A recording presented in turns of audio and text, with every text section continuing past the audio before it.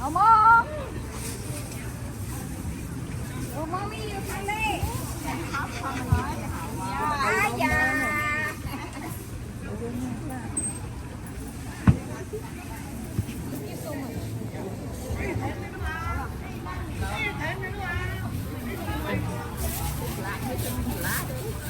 Tôi nhớ, thôi cho ai học này.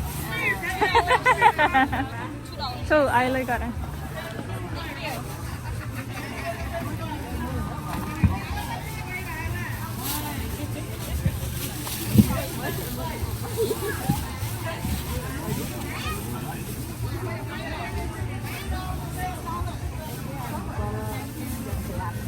Một pound cho vẻ mía, cho vẻ sen, cho vẻ mía.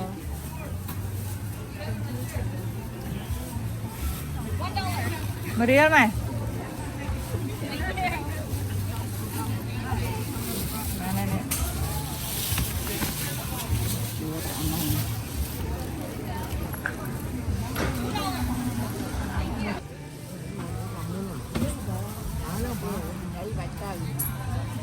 Thằng nó xông thông mày.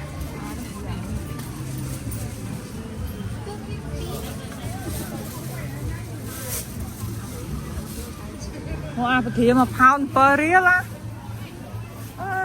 Nó to á. Học cái gì không?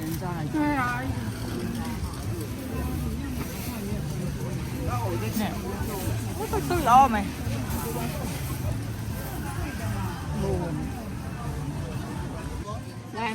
Play mà rôm. Cái slow vậy nè. Xong chú khuyên sạch câu. Chú khuyên sạch câu. Đăng.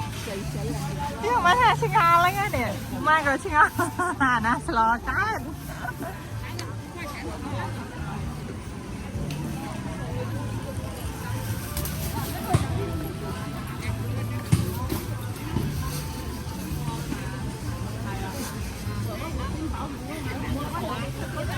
Ê, vô đâu?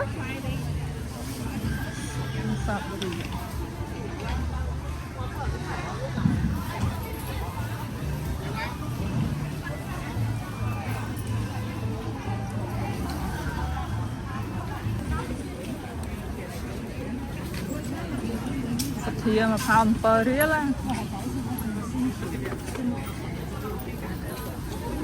Đồng bay real à.